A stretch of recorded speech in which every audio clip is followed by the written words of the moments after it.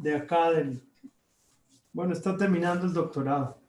Sí, ahorita me lo acaba de presentar Hernando. Hernando. Ajá, muy bien, muy bien. Bien.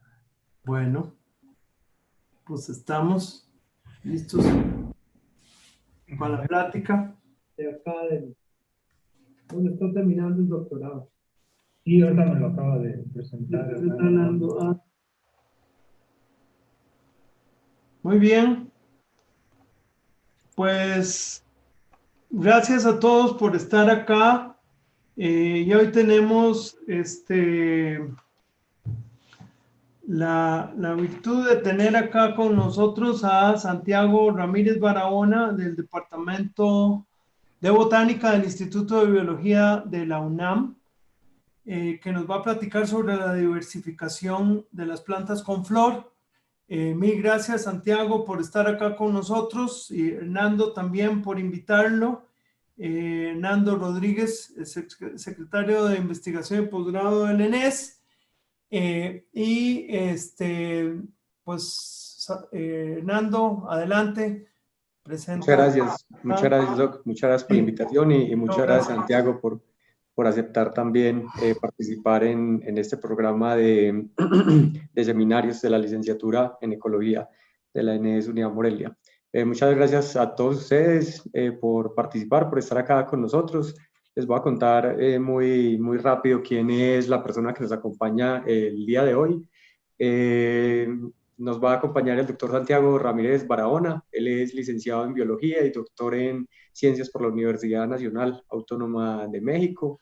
Santiago desarrolló estancias postdoctorales en el Instituto de Ecología en el 2016 y en el Instituto de Biología de la UNAM en el año 2018. Actualmente Santiago es investigador asociado en el Instituto de Biología de nuestra universidad. Las líneas de investigación que está desarrollando actualmente corresponden a campos como la biogeografía, la biología evolutiva, la genética de la conservación, la genómica de poblaciones, taxonomía, sistemática filogenética. Estos estudios que realiza están dirigidos principalmente a entender cómo se han diversificado las especies en respuesta a factores ecológicos, geográficos e históricos. Y estas investigaciones pues, se han centrado en el estudio de la historia climática, principalmente los bosques mesófilos de montaña en el norte del Neotrópico, con particular atención en procesos que tienen que ver con la demografía histórica de las especies, la filogeografía de estos grupos que habitan particularmente grupos de plantas. Así que sin más preámbulo, de nuevo le agradezco a Santiago por acompañarnos y por su presentación de hoy. Como ya les dijo Mauricio, la diversificación de las plantas con flor. Entonces les dejo con Santiago. Santiago, muchísimas gracias. No, gracias a ti y a Mauricio por la invitación y gracias a los que nos acompañan a este seminario virtual. Me dicen si se ve mi cursor y si se oye bien, y si en algún momento algo empieza a fallar, me avisan para que podamos arreglar las cosas. Hoy les voy a hablar sobre este tema. Es un tema, digamos, bastante amplio, pero en específico les voy a hablar de un trabajo que hemos estado haciendo algunos colaboradores y yo durante los últimos 5 años. Es un trabajo que recién terminamos de publicar una parte, la mayor parte de ese trabajo, que trata de entender la diversificación de las plantas con flor, ¿no? En términos temporales y en términos espaciales, cómo es que esta gran diversidad de plantas con flor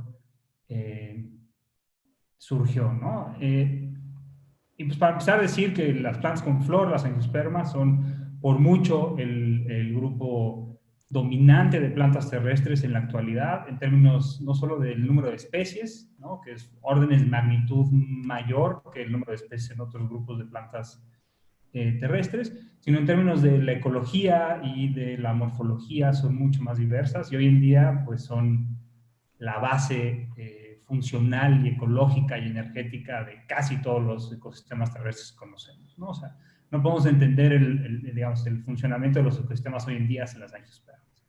Y en términos del registro fósil, tiene una historia muy bonita, muy complicada y también muy diversa.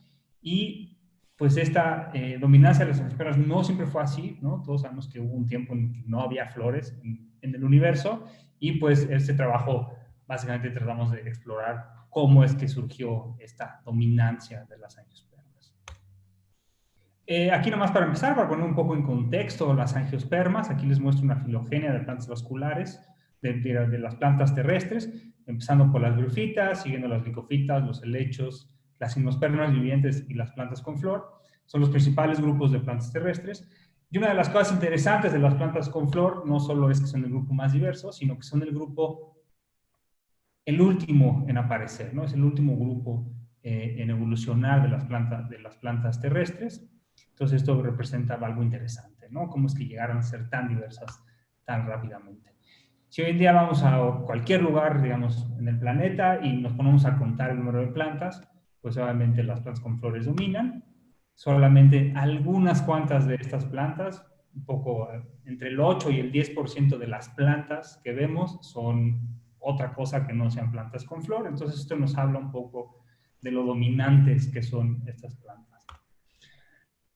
La historia evolutiva, como les decía, de las plantas con flor es bien interesante porque son el grupo más diverso, son el grupo que domina hoy en día, pero son el último grupo en aparecer.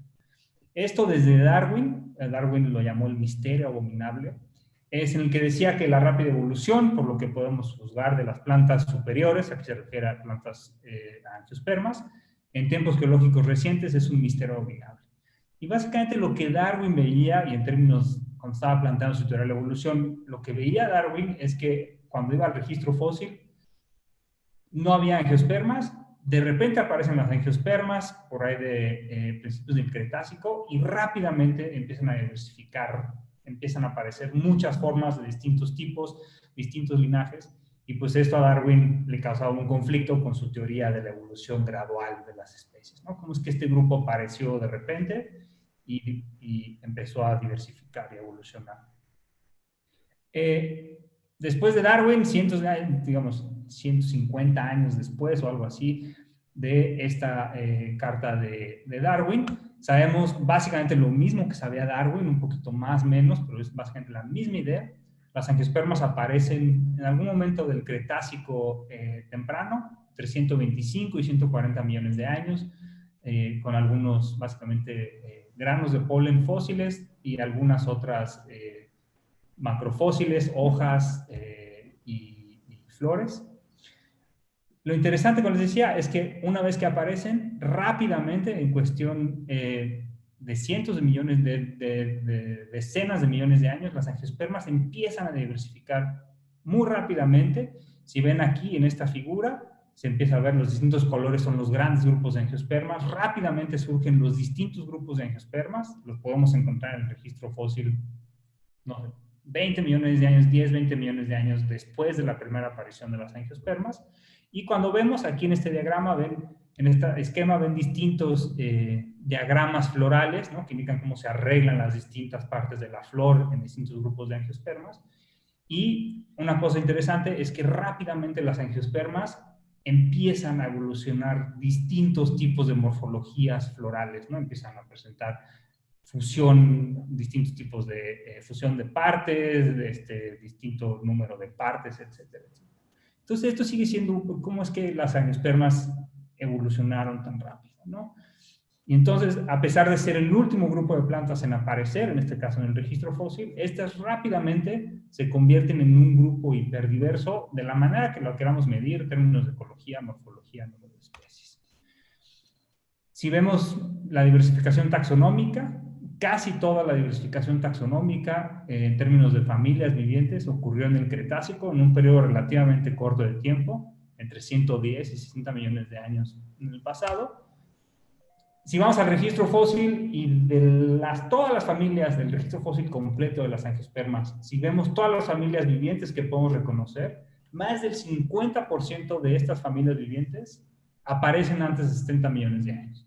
Es decir, que rápidamente estas familias modernas que conocemos hoy en día se establecieron o evolucionaron en el Cretácico. Esto es lo que nos dice el registro fósil. Si vamos a las filogenias moleculares y hacemos análisis de fechamiento, básicamente nos dicen la misma historia, ¿no? Más del 75% de las familias que conocemos hoy en día se originaron antes de 70 millones de años. Es decir, las angiospermas aparecen y rápidamente dan lugar a las familias, y desde que surgen, esas familias hasta hoy en día siguen ahí. Pero las cosas se ponen un poquito más interesantes, porque también cuando vemos en términos de la distribución geográfica de las angiospermas, si vamos al fósil y vemos la distribución geográfica, podemos ver que también las angiospermas rápidamente se dispersan por todo el mundo. Aquí les voy a enseñar una gráfica. En el eje de las Y es millones de años hacia el pasado, empezando por el Valanginiano, que es parte del periodo del Cretácico inferior, y aquí en el eje de las X la latitud, y van a ver cómo aparecen los primeros granos de fósil, o encontrar los primeros granos de fósil en latitudes hacia el Ecuador, y rápidamente empiezan a expandirse por toda la Tierra, ¿no? Y en cuestión, si ven la escala, en cuestión de 10, 15 millones de años, las angiospermas las podemos encontrar desde latitudes alrededor del Ecuador hasta pues, latitudes cerca de los polos, ¿no? Rápidamente. Entonces las angiospermas en realidad surgieron y fue en realidad un boom en estos registros. Sin embargo, también hay evidencia paleobotánica que nos sugiere que para finales del Cretácico, si bien las angiospermas ya son muy diversas, no eran aún ecológicamente dominantes, o no como lo conocemos hoy en día. Aquí unas gráficas, les muestro unas gráficas clásicas de trabajo paleobotánico, en donde en el eje de las X ven los millones de años en negativo, es decir, hacia el pasado, y en el eje de las Y ven el porcentaje de especies de angiospermas del total, del número total de especies de plantas que podemos encontrar. Y lo que ven en esta segunda gráfica de la derecha, ¿sí? Pues, sí, de la derecha, es que otra vez el mismo comportamiento, las angiospermas aparecen y rápidamente empiezan a tener a ser más abundantes, pero para finales del Cretácico, si se fijan, apenas el 40%, 50% del total de especies que podemos ver en el registro fósil pertenecen a angiospermas. Es decir, todavía había un gran universo de plantas no angiospermas que dominaban esos ecosistemas terrestres, ¿no? Si lo ponemos en contexto de hoy en día, pues esta gráfica se iría casi hasta el 100%, ¿no? Entonces, las angiospermas parece que diversificaron rápidamente, pero en términos de la ecología, de la dominancia ecológica, del funcionamiento de los ecosistemas, estos todavía no eran el grupo dominante, ¿no? Entonces, todavía hay varias preguntas, muchas preguntas abiertas sobre el tiempo, el contexto geográfico y los grupos involucrados en el ascenso a la dominancia ecológica de las angiospermas, ¿no? Y en particular en ese estudio lo que queríamos en un inicio responder era esta pregunta, saber si la aparición inicial de la mayoría de las familias, como les enseñé, ocurrió durante el Cretácico medio, fue seguida inmediatamente por la diversificación de las especies vivientes, ¿no? Quiere decir, si rápidamente, o sea, si luego empezaron a diversificar esas especies vivientes. Y ¿cómo es que estimamos las edades de las angiospermas? Pues antes de entrar en los detalles, tampoco voy a dar muchos detalles, pero aquí hay que hacer una distinción muy importante cuando hablamos de las edades de un grupo, en este caso familias, ¿no? Entonces, si lo pensamos, cada familia de angiospermas tiene dos edades muy importantes en su historia evolutiva. Una es la edad troncal, stem node, stem age, que indica la separación de esta familia con su grupo hermano, y la otra es el crown node, o la edad corona de un grupo, que básicamente nos indica algo así como el ancestro común más cercano de las especies vivientes, ¿no? Digamos, la divergencia más basal dentro de una familia. Generalmente, si tenemos en una filogenia molecular, si tenemos estas dos especies que les marco en círculos blancos muestradas en un árbol filogenético, pues podemos conocer la edad troncal de esas familias y saber, pues estas familias se separaron hace tanto tiempo, pero si tenemos algún representante, dos o más representantes bien muestrados, bien seleccionados dentro de una familia, también podemos conocer la edad corona de las familias. Y entonces, si hacemos un muestreo bien diseñado que nos permita tener estos dos nodos representados para cada familia en la filogenia, podemos fechar la divergencia con el grupo hermano y también el ancestro común más cercano de las especies vivientes. Y otra cosa que también podemos saber, teniendo estos dos nodos, estas dos edades, es estimar, por falta de vocabulario, no he logrado encontrar una traducción que me convenza de fuse, ¿no? Algo así como mecha o detonador filogenético, que básicamente lo que marca es el tiempo que pasó entre la divergencia de la familia y el ancestro común más cercano de sus especies vivientes. Y esto van a ver es bien interesante. Si lo piensan, por ejemplo, el ejemplo que me gusta poner es el ejemplo de las aves. El nodo troncal de las aves es su separación con el grupo de los cocodrilos, que si no mal recuerdo es algo así como 300 millones de años, mientras que el nodo troncal marca el ancestro común más cercano de todas las aves vivientes hoy en día, que es debate, no debate, entre 70 y 100 millones de años al pasado, y pues lo que pasó en este fuse filogenético, pues básicamente son todos los dinosaurios, ¿no? Todos surgieron y se extinguieron todos los dinosaurios en este periodo del fuse filogenético de las aves. Y entonces, tener estas dos edades nos cuenta una historia más completa de la historia evolutiva de los grupos. Y entonces, para estimar lo que queremos hacer era, por un lado, estimar o, digamos, documentar los patrones temporales de diversidad de familias de angiospermas, y para esto nos basamos en un árbol filogenético publicado por Susana Magallón y colaboradores en 2015, en donde tenían una buena representatividad de las familias de angiospermas, pero había varias limitantes. Una es que no estaban todas las familias de angiospermas representadas en este árbol. Este árbol tiene alrededor de el 85% de las familias están representadas en este árbol, que ya es muchísimo, ¿no? Tener 85% de las familias, pero lo más importante es que la mayoría de estas familias solamente están representadas por una terminal en la filogenia. Y si recuerda la diapositiva pasada donde les enseñaba este esquema de los nodos troncales y nodos corona, pues esto solo nos permite tener o estimar las edades troncales de las familias cuando divergieron. En esta filogenia, alrededor del 23% de las familias tienen su nodo corona representado en la filogenia. Y entonces, lo que hicimos, teniendo en cuenta este esquema que les mostraba, fue ir a esta página que les recomiendo mucho, que es el Langstrom Phylogeny website, y revisamos cientos y cientos de filogenias de familias para todas las familias de angiospermas, con la idea de tener representados, de seleccionar taxa que nos permitieran tener este nodo corona representado en la filogenia. Después de hacer todo ese trabajo y tener un muestreo, nos ahorramos algo así como 8 meses en decidir qué especies íbamos a seleccionar. Obtuvimos un árbol filogenético que les estoy mostrando aquí. Este es un árbol de máxima verosimilitud. Y ahí están los datos: 1.209 terminales, 11.000 pares de bases, de cloroplasto y de núcleo. Tiene buena resolución. Casi todas las familias resultaron monofiléticas en este árbol. Y hay algunas otras cosas interesantes en este árbol que ahorita no voy a mencionar, pero seguramente algunos de ustedes tendrán preguntas acerca de este árbol. Y lo interesante de este árbol es que cuando nos vamos otra vez, lo que logramos es tener todas las familias de angiospermas representadas. Las 436 familias que se reconocen actualmente están representadas en este árbol. Si se va en el cuadrito amarillo, tenemos representando para las familias más grandes de angiospermas, tenemos representadas a todas las subfamilias, es decir, tenemos un muestreo para estas 59 familias que representan algo así como el 60-70% de la diversidad actual de angiospermas. Tenemos representantes de cada una de las subfamilias, pero lo más importante y lo más interesante es que cuando nos vamos a los nodos corona, tenemos alrededor del 85-87% de las familias no monotípicas, porque por definición no puedes tener nodo corona en familias monotípicas.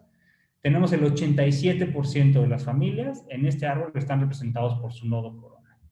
Y también, si se van aquí, 37 familias de las más grandes, tenemos para cada subfamilia dentro de esas familias, tenemos además el nodo corona. Entonces esto nos permite tener un poco más detalle de las edades de las angiospermas para la mayoría de las familias. Entonces tenemos a todas las familias y casi todas las familias representadas por su nodo corona. Y entonces lo que queremos hacer es agarrar este árbol y pues fecharlo. Y pues para eso aquí nomás mencionar la idea básica del reloj molecular, que nos dice que el número de cambios que hay que es proporcional al tiempo, ¿no? Es decir, si tú agarras dos especies y calculas el número de cambios en secuencias de aminoácidos o de nucleótidos, ese número de cambios, ese número de diferencias va a ser proporcional al tiempo que ha transcurrido desde su divergencia. Obviamente hay desviaciones de este reloj molecular, de esta relación.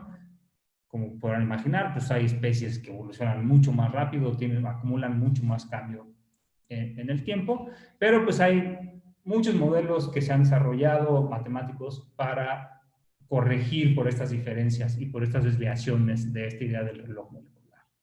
Entonces, con esta idea, pues podemos obtener un estimado del tiempo que ha pasado, pero para poner estos tiempos en términos absolutos de millones de años, pues lo que agarramos es calibramos estas filogenias utilizando el registro fósil. Entonces, gran parte de lo que hicimos fue pues, revisar calibraciones fósiles, decidir qué fósiles íbamos a utilizar para calibrar esta filogenia. Y una cosa que nos dimos cuenta relativamente rápido es que la mayoría de los estudios para fechar angiospermas usan menos de 60 fósiles. A excepción del artículo que les mencioné de Susana Magallón y colaboradores del 2015, que utilizan 136. Y esto es interesante porque la calibración fósil es el paso, o es el paso crucial o que tiene mayor influencia sobre los estimados de edades que podemos obtener a partir de una filogenia. Entonces, básicamente lo que hicimos fue a partir de una base de datos de algo así como 3.500 entradas de fósiles, revisamos las descripciones originales de cada uno de los fósiles, eso es muy importante. Vimos la descripción para cada uno de los fósiles, su descripción original, alguna estaba en francés, en alemán, en chino, en ruso. Batallamos, lo logramos traducir y a partir de esto capturamos información relevante, documentamos cada uno de estos fósiles, la edad, dónde se encontraba el espécimen, dónde está la colección, dónde está, una serie de información. Y con esto logramos obtener una lista final de 238 calibraciones fósiles que están justificadas y documentadas en un suplementario de algo así como 350 hojas de suplementario donde justificamos y documentamos cada uno de estos fósiles.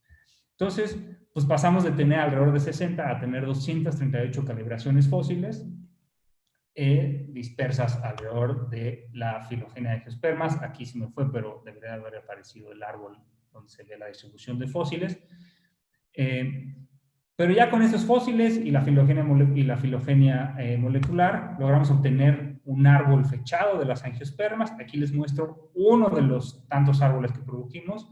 No voy a entrar en detalle, pero básicamente ven los grandes grupos de angiospermas y aquí ven la edad, un estimado de alrededor de entre 190 y 150 millones de años.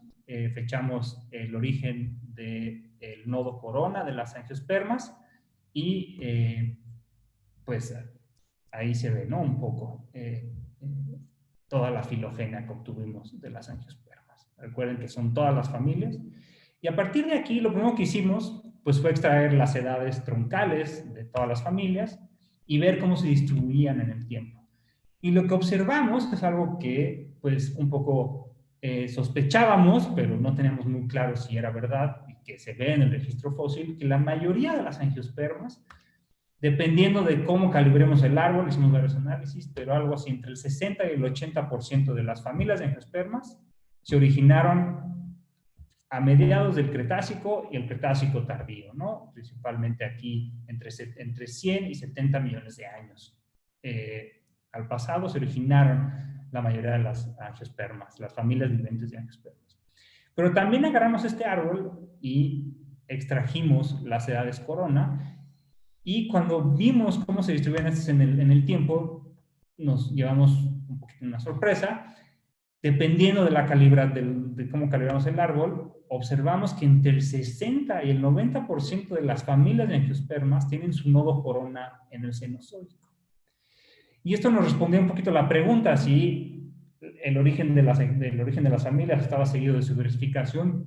Pues no parecería, ¿no? Hay un tiempo ahí significativo entre el origen y la diversificación, ¿no? Entonces, la primera conclusión aquí es que la mayoría de las familias de angiospermas se originaron en el Cretácico tardío, pero la diversificación de las especies vivientes ocurrió en el Cenozoico. Entonces, esto nos da un poquito una idea de qué es lo que estaba pasando, pues a lo mejor son dos eventos distintos, ¿no? Cuando comparamos estos dos y calculamos el fuse filogenético, nos fuimos a cada familia y calculamos la, digamos, básicamente la resta entre la edad troncal y la edad corona, y lo que hicimos fue calcular este fuse filogenético para las familias, y lo que nos encontramos fue realmente una sorpresa. El fuse filogenético promedio, otra vez dependiendo en la calibración, va algo así entre 37 y 56 millones de años. ¿Esto qué quiere decir? ¿No? Aquí ven, por ejemplo, la distribución en términos de la longitud de ese fuse filogenético en el eje de las X contra el número de familias.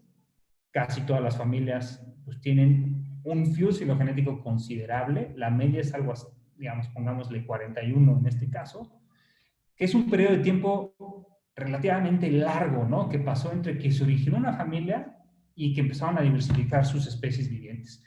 Si lo ponemos en el contexto de la historia evolutiva, de cuánto han estado las angiospermas presentes en la Tierra, pues 40 millones de años, de algo así como 160 y 150 millones de años, es bastante tiempo, ¿no? En términos de la historia evolutiva completa de las angiospermas, 40 millones de años es un tiempo bastante prolongado. Entonces eso es interesante, ¿no? Parece ser que las angiospermas se originaron, pero se tardaron en empezar a diversificar esos especies vivientes, ¿no? Un poco retomando las ideas de que todavía no eran dominantes al final del Cretácico y que solamente después fue cuando esta dominancia pasó, ¿no? La primera pregunta es, bueno, queremos saber cómo están distribuidas esta longitud de los fuses filogenéticos, y aquí les muestro el mismo árbol, y aquí el color de las ramas está de acuerdo a 3 categorías de la longitud: corto, intermedio y largo. Y lo primero que vemos, y es bastante obvio, es que los fuses largos y cortos están distribuidos a lo largo de toda la filogenia. Es decir, estos patrones que vemos de fuses filogenéticos no están dados por un grupo en particular, ¿no? Un grupo en particular que tenga fuses largos, sino que más bien este patrón parece ser digamos, lo que sea que esté detrás de estos fuses parece ser que es algo que afectó de manera general a todas las angiospermas de manera coordinada, ¿no? Entonces, pues aquí se ve esa filogenia. Esto concuerda muy bien, les decía, o bueno, en cabeza de la interpretación, está de acuerdo con lo que vemos en el registro fósil, ¿no? Aquí les muestro una gráfica, otra vez en el eje de las X, es millones de años al pasado, y en el eje de las Y es el volumen de las semillas o las frutas que se han medido del registro fósil, y lo que se ve es algo muy interesante, ¿no? Las angiospermas empiezan con frutos relativamente pequeños, y solamente al final del Cretácico y principios del Cenozoico es que hay un brinco a tener frutos más grandes. Y esto concuerda un poco con lo que estamos viendo, ¿no? Y esto, con lo que estamos viendo en términos de las edades moleculares, ¿no? Parece ser que aquí hay algo que está pasando que llevó a las angiospermas a tener frutos más grandes por alguna razón. Una de las hipótesis, obviamente, es que esto está dado por coevolución con animales, con dispersores, con aves, con mamíferos. Pero otra de las hipótesis es que en realidad está dado por una hipótesis que se llama la hipótesis del reclutamiento, que básicamente cuando las angiospermas empiezan a dominar y empiezan a construir estos bosques básicamente mucho más complejos que un bosque de gimnospermas, bosques tropicales multistratificados, pues que tener frutos grandes pues representa una ventaja adaptativa que te permite tener mayores tasas de reclutamiento de nuevos individuos. Y esto concuerda también cuando vamos al registro fósil y vemos que la primera evidencia de selvas tropicales dominadas por angiospermas es de 56 millones de años. Esto, ¿no? Aquí, justamente cuando empiezan a aumentar el tamaño de los frutos, tenemos evidencia de que hay las primeras grandes asociaciones de bosques tropicales dominados por angiospermas. Entonces, algo pasó aquí que a pesar de que las angiospermas ya estaban todas las familias, algo pasó al final del Cretácico, principio del Cenozoico, que llevó a las angiospermas, las empujó hacia la dominancia, hacia crear estos bosques tropicales complejos, que a su vez se ven en las frutas, etcétera, etcétera. Entonces, algo está pasando aquí muy interesante y pues empezamos a empezar a armar las piezas del rompecabezas y nos está diciendo algo muy interesante. Entonces, la siguiente pregunta que nos queríamos, ¿no? Hablando de bosques tropicales, lo que vamos a preguntar es cómo se ven estas edades en el espacio, ¿no? ¿Qué nos puede decir la dimensión espacial sobre cómo diversificaron las angiospermas? Entonces, para esto, pues queríamos ver los patrones espaciales de diversidad de angiospermas. Bajamos datos públicos disponibles de la Global Biodiversity Information Facility, alrededor de 62 millones de registros asociados a herbarios, pero esta base de datos, muchos de ustedes sabrán, tiene mucho ruido metido, ¿no? Hay muchos sinónimos, hay muchísimas malas coordenadas, mal capturadas, redondeadas, lo que sea. Hay muchísimos problemas de identificación, ¿no? Y también hay muchas presencia de registros de especies no nativas. Cuando ponemos estos 62 millones de registros en un mapa, pues podrán ver, no sobra la explicación, que se ve pues bastante ruidoso.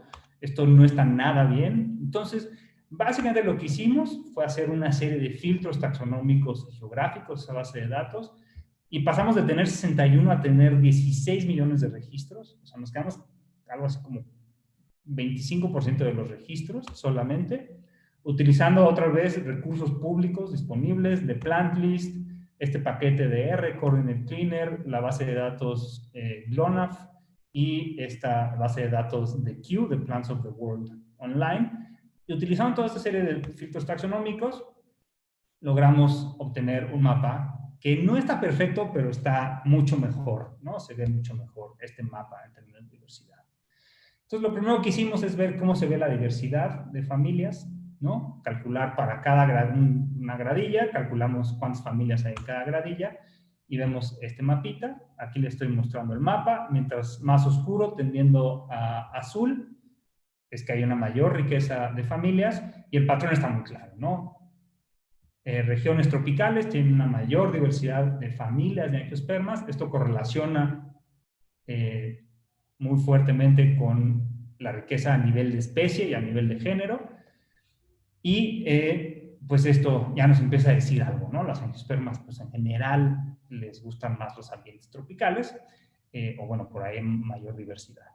Pero lo que queremos hacer es incorporar patrones espaciales con la filogenia, y para esto lo que hicimos fue calcular un índice de edad media de las familias. Para cada celda, agarrar la edad de la familia por cuántas especies de familia están en esa celda, entre la riqueza total que hay en la celda.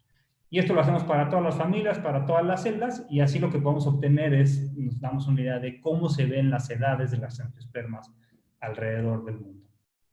Aquí les muestro el resultado para la edad corona de las angiospermas, el mismo mapa, colores más oscuros, aquí en rojo más oscuro, son lugares donde las familias de angiospermas tienden a ser más viejas que en otros lugares con colores más claritos. Cuando analizamos esto en tres categorías de biomas que definimos, tres supercategorías, áridos, templados y tropicales, podemos ver que está claro que los ambientes o los biomas tropicales en general tienden a tener familias más viejas de angiospermas que ambientes no tropicales, ¿no? Áridos, ¿no? Como el noroeste de Norteamérica o la Patagonia, que tienden a tener familias más jóvenes. Entonces, esto, otra vez, una idea que se sospechaba, pero nunca se había probado a esta escala, de que los ambientes tropicales tienden a tener linajes más viejos de angiospermas. Pero, obviamente, queríamos también saber cómo se ven las familias, las edades corona de estas familias.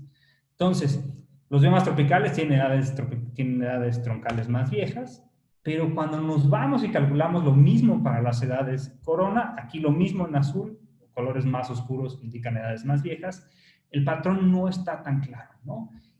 ya se pierde un poquito. Hay algunas regiones que sí se mantienen, como Australia, tal vez alguna región aquí en Centroamérica y el norte de Sudamérica, pero en general, si otra vez vamos a las tres categorías, grandes categorías de biomas, pues ya la cosa no está tan clara, ¿no? En términos de las edades coronas, pues básicamente no hay diferencias significativas entre distintos biomas.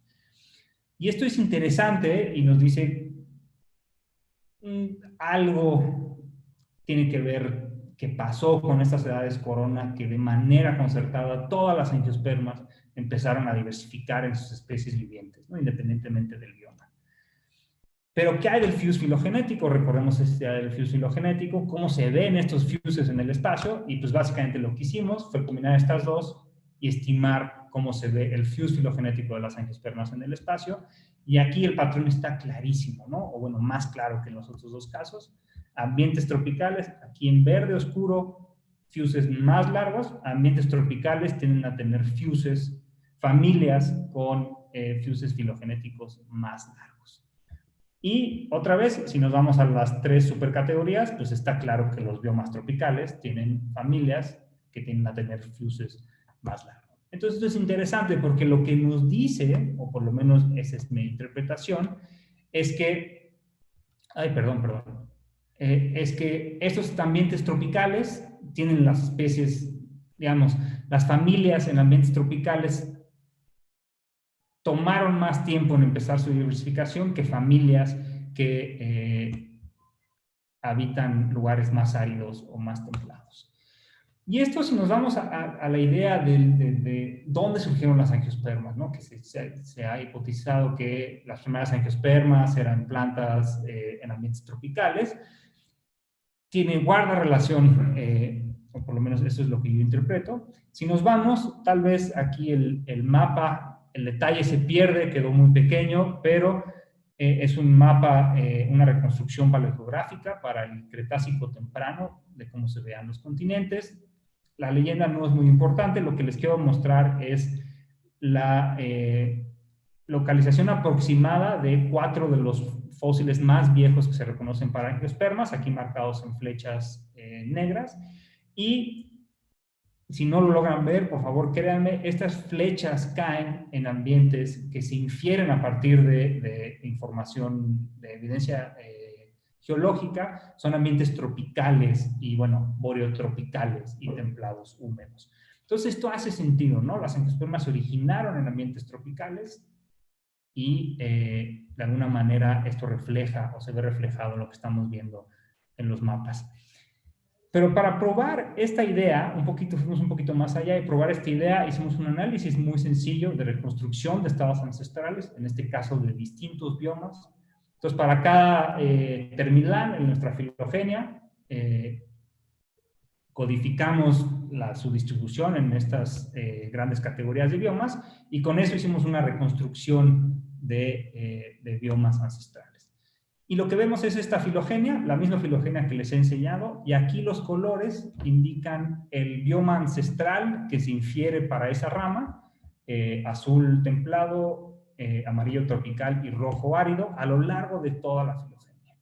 Y aquí las grafiquitas de Pi que ven aquí son la probabilidad de los distintos estados ancestrales que se infirieron para algunos nodos claves en la base de la filogenia de las angiospermas.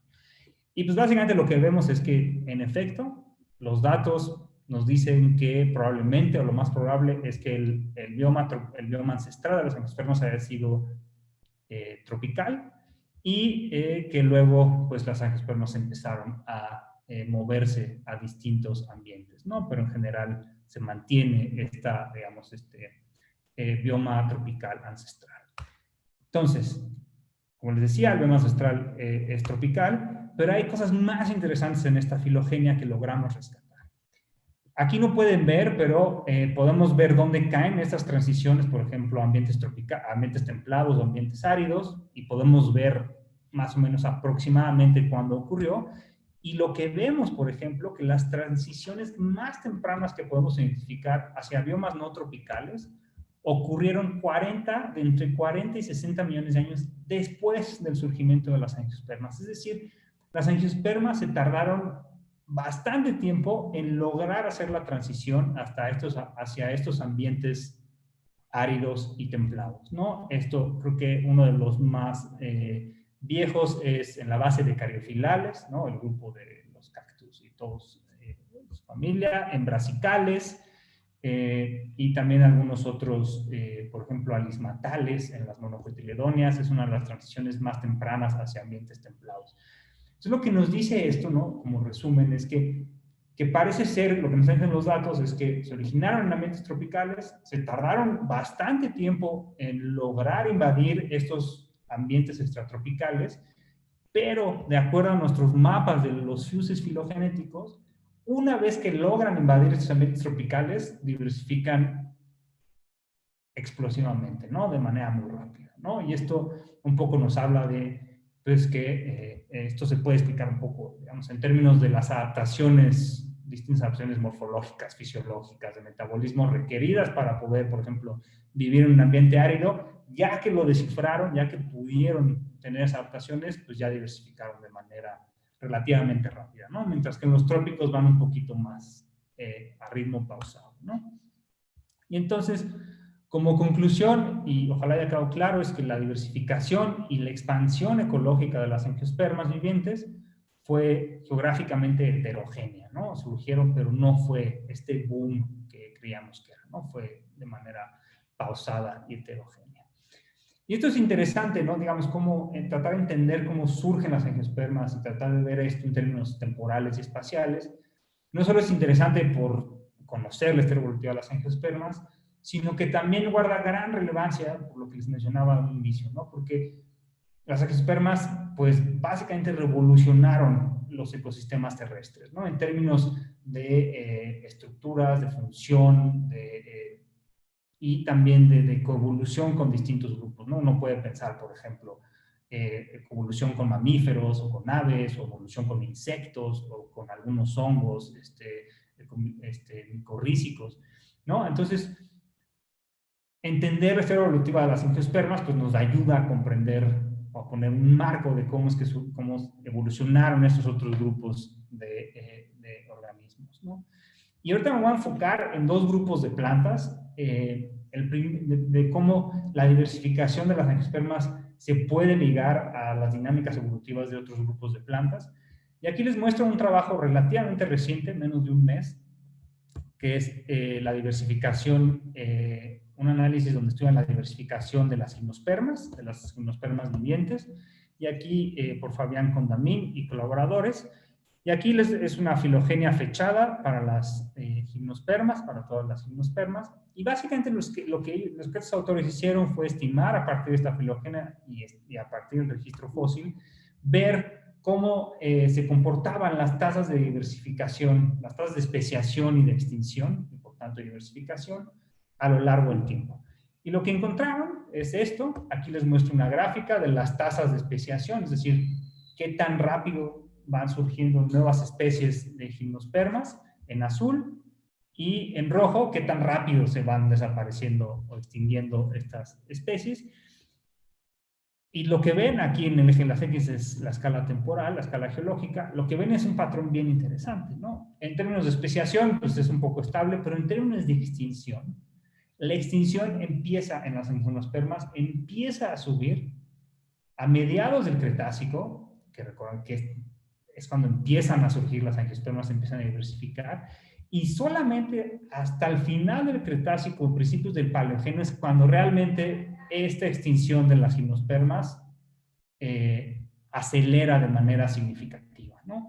Y lo que ellos concluyen es que esta extinción está de alguna manera mediada o asociada al surgimiento, no solo al surgimiento, sino a la diversificación de las angiospermas. Esto también en un contexto de que las cosas iban cambiando, o sea, en un contexto global. Aquí les muestro una gráfica de la temperatura media global, y también en este contexto de un enfriamiento global generalizado a partir del final del Cretácico. Y esto es interesante porque nos pone una perspectiva de tratar de explicar por lo menos en mi cabeza, de por qué las angiospermas, a pesar de que en el Cretácico ya estaban casi todas las familias, ¿por qué se tardaron 40 millones de años más en diversificar? Pues tal vez algo tenga que ver el contexto ecológico, ¿no? En este caso podemos ver el enfriamiento global. Y una de las cosas bien interesantes de este artículo es que parece ser, lo que ellos interpretan, es que las gimnospermas que antes les gustaba vivir en ambientes tropicales, básicamente a partir del surgimiento de las angiospermas, fueron desplazadas de estos ambientes tropicales y ahora solo quedan básicamente gimnospermas en las zonas australes del planeta. Y esto correlaciona con el clima y, como les decía, pues correlaciona con este incremento acelerado que tuvieron las angiospermas a partir del final del Cretácico. Entonces, esto un poco nos da una idea de los impactos que tienen o han tenido las angiospermas, la diversificación de las angiospermas en la evolución de otros grupos. Y otro ejemplo que les voy a poner, ¿no? Entonces, básicamente, coincide el ascenso de las angiospermas, coincide con el declive de las gimnospermas en un contexto de enfriamiento global. Y otro de los ejemplos que les voy a hablar es de helechos arborescentes. Este es el grupo de plantas en el que yo trabajo más. Y aquí les muestro una filogenia de los helechos arborescentes, del orden de los helechos arborescentes. Es el segundo orden más grande de helechos. Es una filogenia fechada. Aquí está la escala geológica. Y aquí básicamente les vamos a dar una filogenia en la que los colores de las ramas indican tasas de diversificación. Colores más oscuros indican tasas de diversificación más lentas y colores más claros, tendiéndose al amarillo, es que ahí se infieren tasas de diversificación más rápidas. Diversificación básicamente es tasa de especiación menos tasa de extinción, es decir, que tantas especies netas se están acumulando en el tiempo. Cuando vemos cómo se comportan estas tasas de diversificación en el hecho arborescentes en el tiempo, aquí les estoy mostrando en el eje de las X, millones de años hacia el pasado, y en el eje de las Y, tasa de diversificación.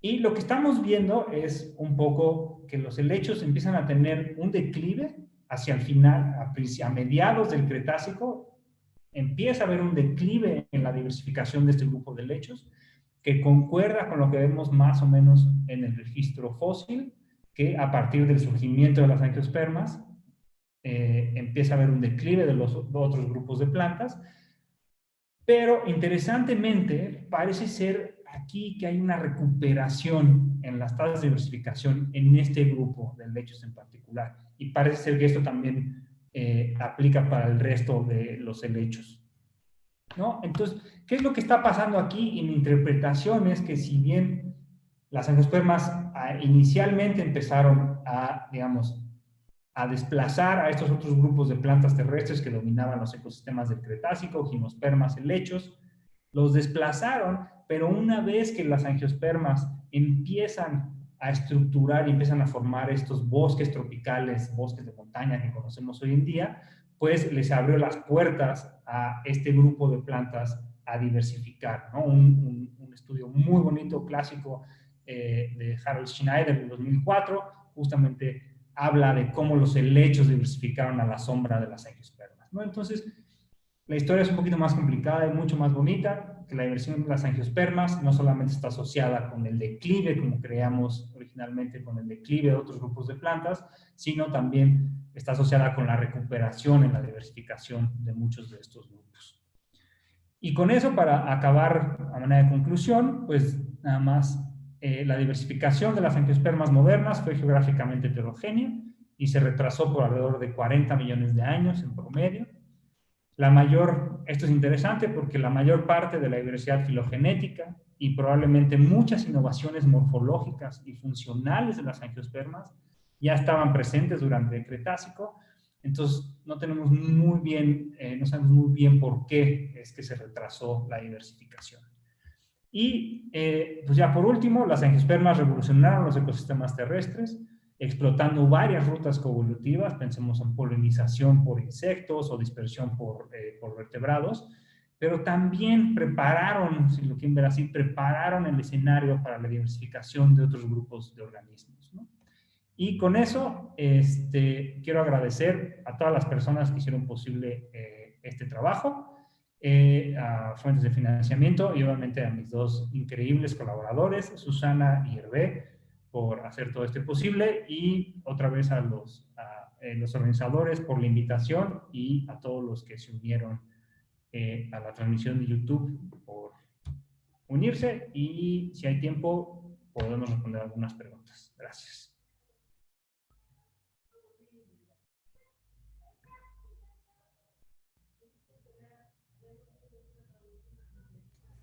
Muy bien. Pues mil gracias, Santiago. Muy interesante.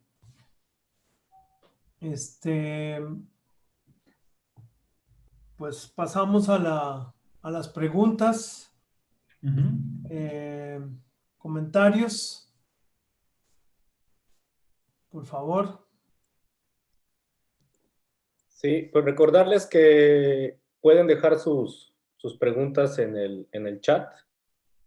Y ahorita tenemos un par de preguntas. Leslie pregunta sobre los árboles filogenéticos. ¿Por qué hay líneas tan largas en los árboles filogenéticos? Sí, la pregunta, a ver si la entendí bien, voy a regresarme, perdón, es por qué hay ramas tan largas en los árboles filogenéticos. Puede deberse a muchos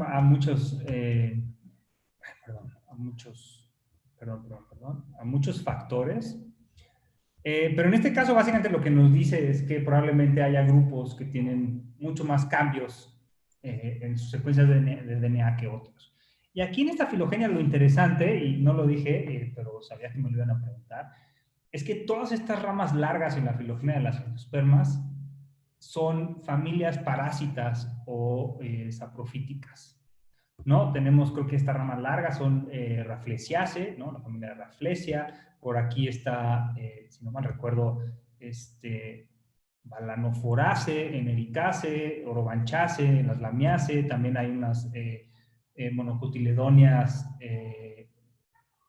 ¿cómo se llaman esto? Micoheterotróficas, ¿no? Tismia y algunas de sus parientes cercanas en las monocotiledonias. Entonces es interesante, y esto, si lo piensas, tiene mucho sentido, porque estas parásitas, por ejemplo, pierden toda la capacidad, ya no requieren hacer fotosíntesis, entonces pues ya todas las, digamos, las presiones selectivas para mantener una rubisco intacta, pues ya se pierden, y entonces empiezan a acumular cambios en la secuencia de DNA básicamente de manera aleatoria, ¿no? Y porque ya no necesitan hacer fotosíntesis, ¿no? Muchas de estas ya perdieron la capacidad fotosintética, ¿no? Entonces, en este caso específico, todas estas ramas largas es que porque son parásitas, ¿no? Entonces tienen tasas de evolución mucho más aceleradas. Gracias. Laura Mendoza pregunta, aparte de la idea sobre extinción masiva y el ejemplo de los helechos, ¿qué otras explicaciones le darías a la presencia de los fuse largos?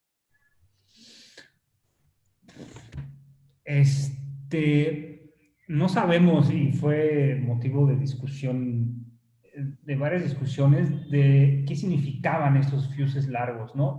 Y una explicación, la más intuitiva, ¿no? Pero tiene algunos problemas, es que nos habla de extinción. Bueno, no más de extinción, sino de recambio, ¿no? En esas familias, ¿no? Que en el Cretácico, pues obviamente se fueron recambiando las especies de esa familia, ¿no? Se fueron extinguiendo, entonces se iban extinguiendo y se iban podando el árbol, y entonces ese fuse cada vez iba quedando más largo, hasta que llegó un punto en el que ya no, en el que ya se mantuvieron todas las especies. Entonces, probablemente tengan que ver estos eventos de recambio. Lo interesante es que esa explicación básicamente tendría que ser un recambio a lo largo de toda la filogenia de angiospermas. Otras explicaciones son, obviamente, la correlación, la habrán notado, es que estos fuses filogenéticos están básicamente marcados por la extinción masiva del Cretácico.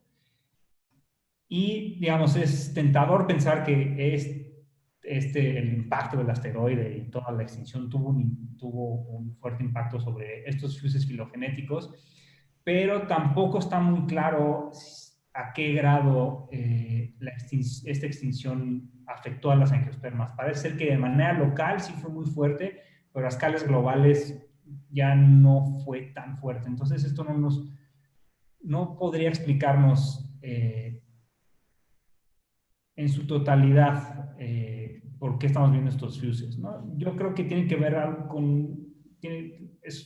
obviamente es multifactorial, pero yo creo que tiene que ver con cambios en la circulación atmosférica y el clima y las temperaturas que sufrió la Tierra en ese periodo, que llevó de alguna manera a que las angiospermas, digamos, a darles el último empujoncito, ¿no? Y que diversificaran el Cretácico. No sé si eso responde a tu pregunta. Sí. Gracias. Y Carlos Ánimas hace una pregunta que creo que va en el mismo sentido, ¿no? Él pregunta si se puede decir que la diversificación tardía de las angiospermas fue principalmente por el impacto que tuvieron los ecosistemas sobre ellas, me imagino sobre el ambiente abiótico, ¿no? Sí, como decía, pues podría pensarse, pero no estamos tan seguros. Y yo en lo personal no creo que que haya sido tan influyente, porque lo que esperaríamos en ese sentido sería, si fue tan fuerte, o sea, si esta extinción masiva tuvo tal impacto sobre las angiospermas, ¿cómo es que la mayoría de las familias vivientes que observamos hoy en día son anteriores a esta extinción? O sea, ¿cómo le hicieron para sobrevivir la mayoría? Yo esperaría que si esa extinción hubiera tenido un impacto, este porcentaje de familias del Cretácico fuera mucho menor. Entonces, no sé, en términos globales, no sabría responder tu pregunta si en realidad, yo creo que no, en particular, yo creo que es un poquito más complicado, ¿no?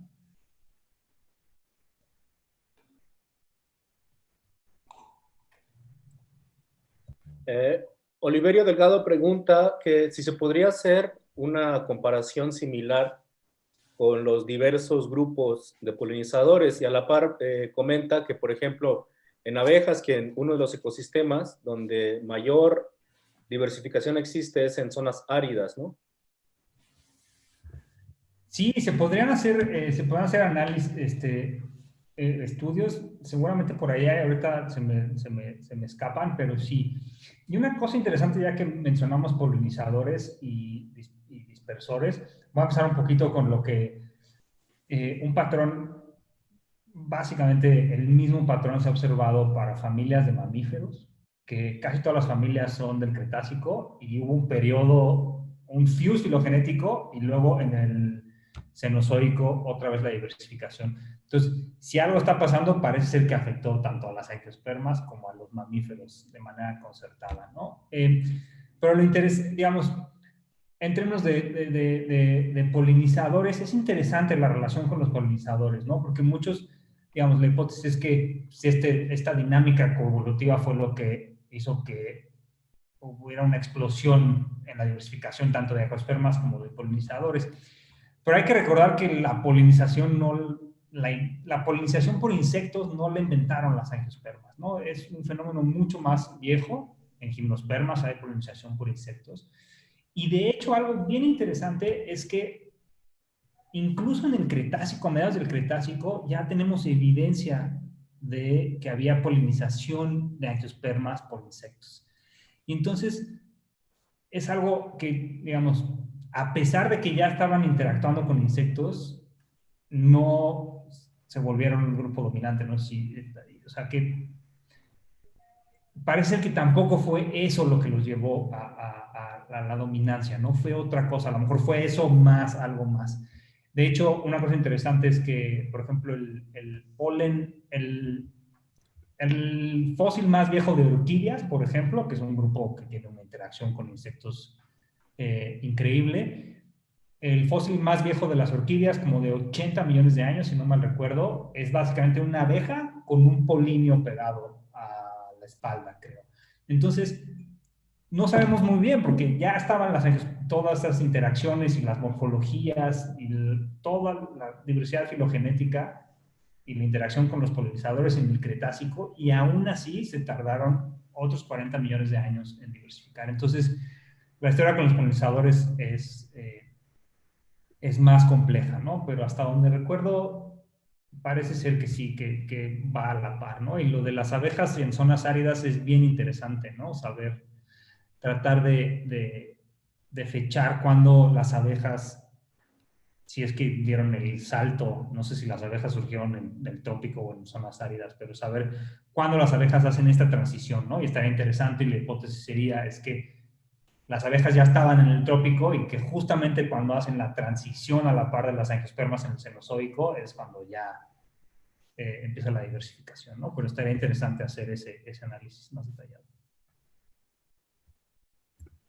Interesante, gracias. Esther Bernal pregunta que bajo el supuesto de que el origen de las angiospermas se da en sitios tropicales, ¿qué estudios se podrían realizar para conocer la estructura de las angiospermas ancestrales? Me imagino que se refiere a la morfología.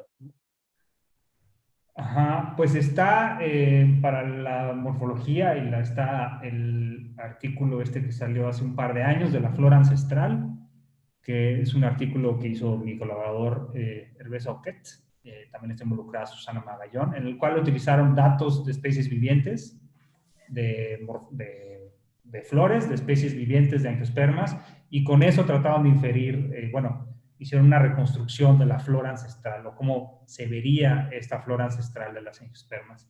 Y una de las conclusiones que a mí más me gusta es que esa flor tiene un arreglo de sus componentes que no existe hoy en día, ¿no? Entonces, no sabemos muy bien cómo era esta flor, y pues hay atributos muy importantes que no podemos hacer, como el tamaño o como el color o el olor, que no podemos básicamente reconstruir, ¿no? Pero sí se pueden hacer estas reconstrucciones utilizando especies vivientes y especies fósiles para hacer esta reconstrucción de cómo creemos que eran las angiospermas ancestrales.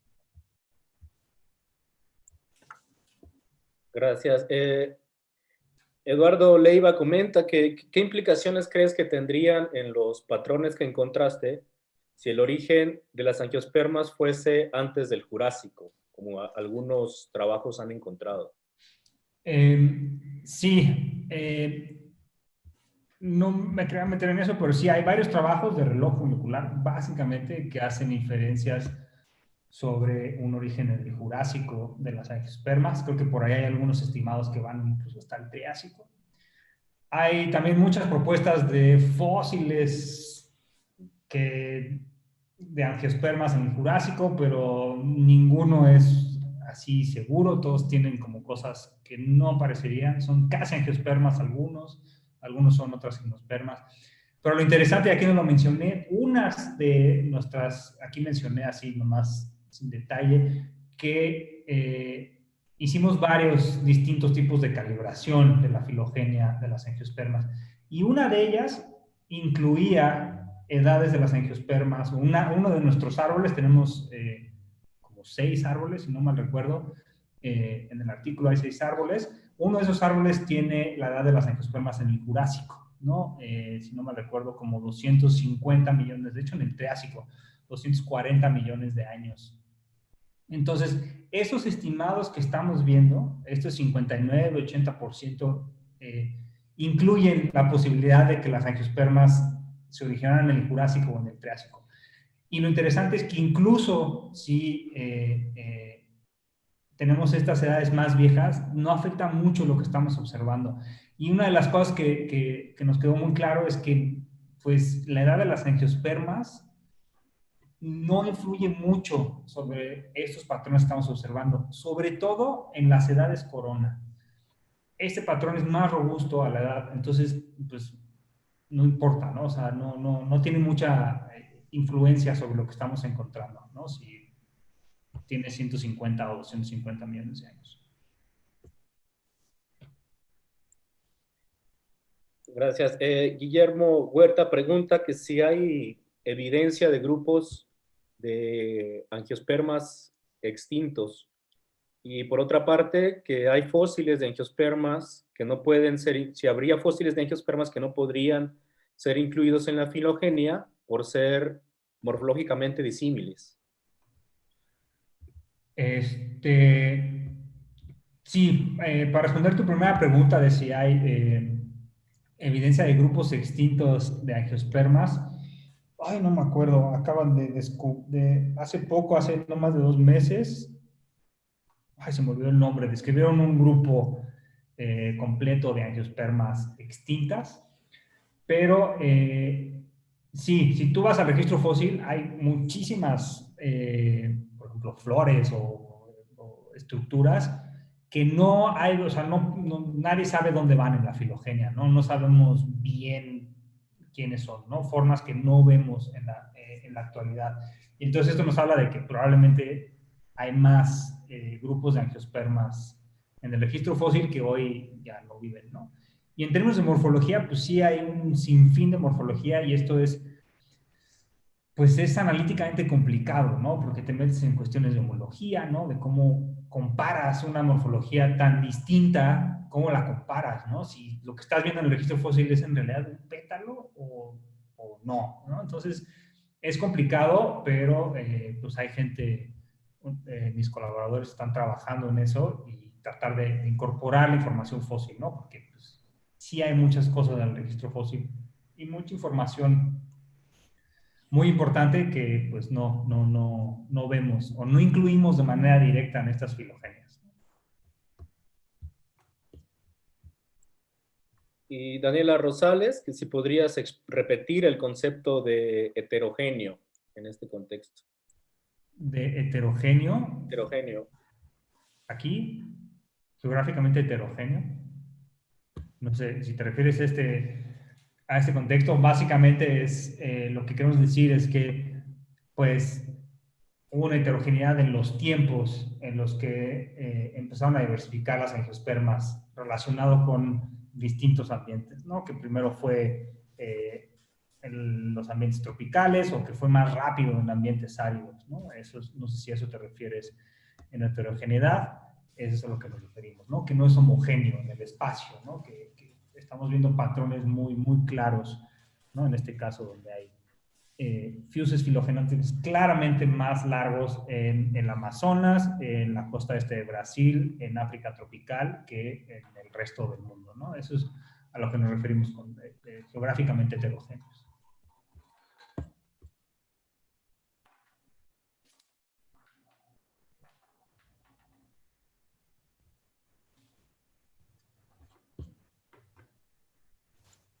Bueno, pues creo que no tenemos más dudas. No sé si tengas alguna pregunta, Mauricio. Sí, sí, me llama la atención cuando haces el análisis del fuse filogenético, considera los trópicos en general. No sé si has considerado separar los paleotrópicos de los neotrópicos, por ejemplo, y si ya lo hiciste, más o menos se mantiene la misma relación o hay diferencias.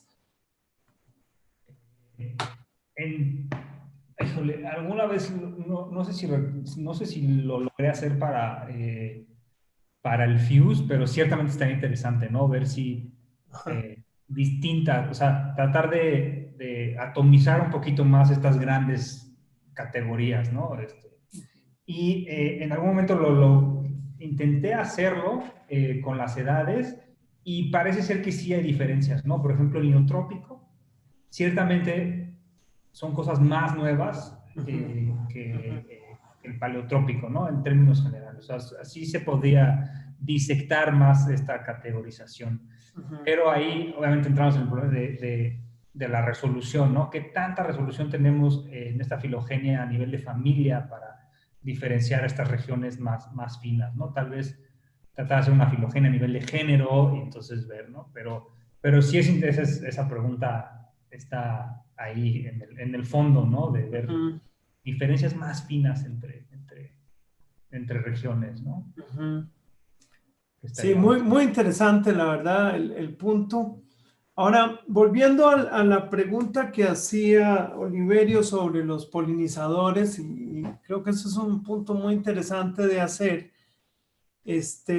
Hace unos años nosotros publicamos una relación de síndromes a nivel global, y en esa publicación nosotros incluimos una tabla, de hecho, que está asociada a la parte evolutiva entre las plantas y los polinizadores, más o menos haciendo una revisión general de lo que existía.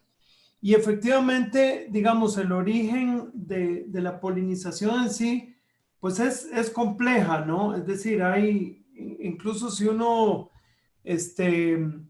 no fuera tan estricto en lo que es polinización, pues existen estos registros con los briófitos y posibles colémbolos, ¿no? Que se asocian y que de hecho mueven los gametos, ¿no?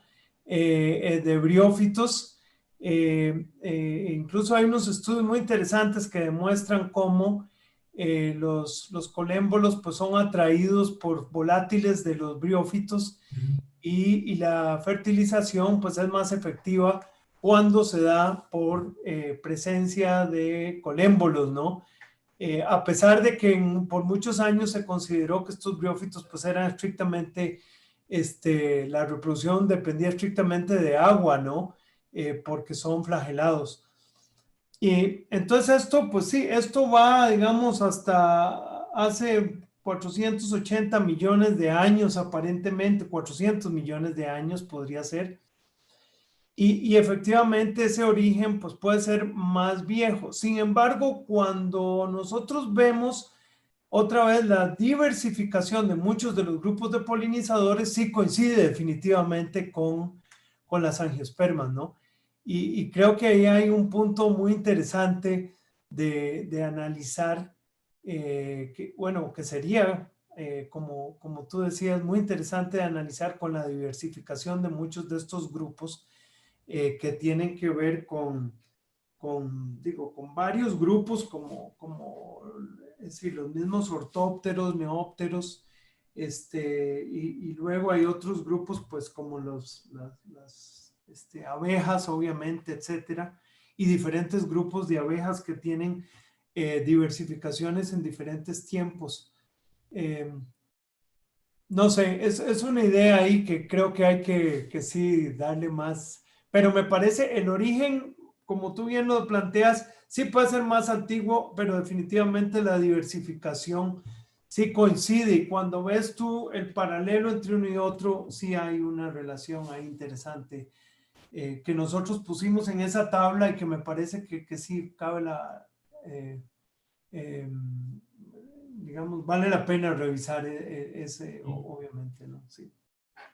Sí, claro, o sea, como yo lo veo es que las angiospermas reinventaron o sea, como que mejoraron la polinización, ¿no? Ya estaba, pero las angiospermas sí, o sea, reinventaron y eso fue lo que ya detonó, ¿no? Pero ciertamente coinciden, pero en el tiempo y lo que muchos me preguntan es tratar de ver en el espacio, ¿no? Si coinciden en el espacio, ¿no? Para ver si sí, o sea, para tratar de un poco distinguir entre si son cosas paralelas o realmente son parte de la misma cosa, ¿no? Porque, digamos, la dimensión espacial nos podría decir este aspecto, ¿no? Y también tratar de explicarnos por qué ya había abejas con polinios de orquídeas en la espalda y todavía se tardaron tanto, ¿no? Creo que eso es bien interesante, ¿no? Porque si vas al registro fósil y hacen las reconstrucciones de flores, pues se infiere, ¿no? Que ya había varias estructuras que pues, se piensa que eran para polinización, ¿no? Entonces,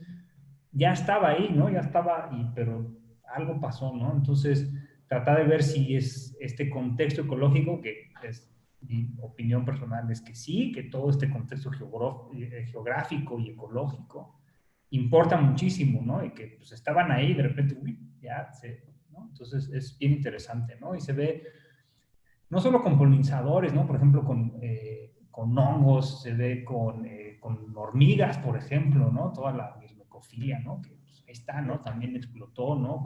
Se ve con helechos epífitos también, por ejemplo. O sea, sí, hay varias cosas que nos hablan de una revolución de las angiospermas, básicamente. Que sí fue un cambio radical en cómo funcionan los ecosistemas. Ahora, con respecto a las gimnospermas, tú mencionabas, pues digamos, la gran diferenciación que existe entre zonas templadas y tropicales, que las gimnospermas fueron desplazadas. Sí, sin embargo, las gimnospermas sí persisten, ¿no? Y a pesar de todo, bueno, obviamente se redujo el número de especies, pero siguen estando en las zonas altas, ¿no?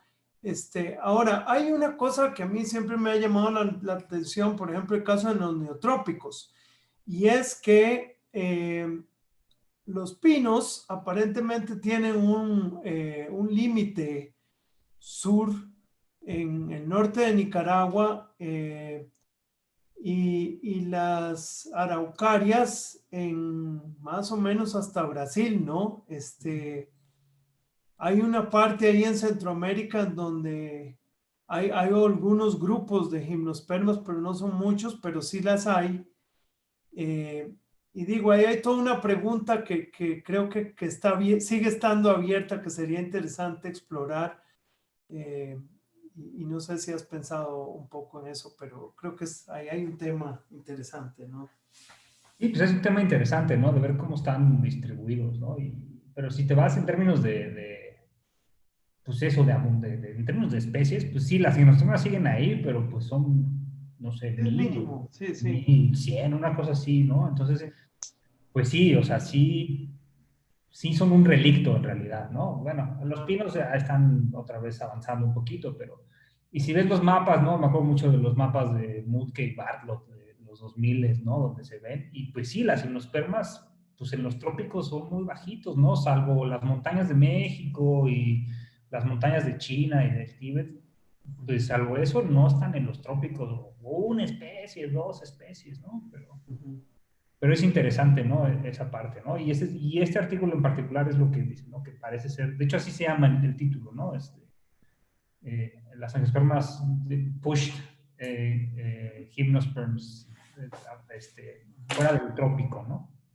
Entonces, pues es bien interesante, ¿no? Saber cómo funcionó. Y digo, lo interesante es que, o sea, como que sí empiezan a coincidir todas las piezas del rompecabezas, ¿no? Y sobre todo en esta, por ejemplo, si nomás tuviéramos las edades troncales de las angiospermas, pues no entenderíamos muy bien por qué después del Cretácico aumentó la extinción, ¿no? Pero ya que tenemos esta visión más completa de la diversificación de angiospermas, pues hace un poquito más de sentido, ¿no? Ahora sí, estos patrones, ¿no?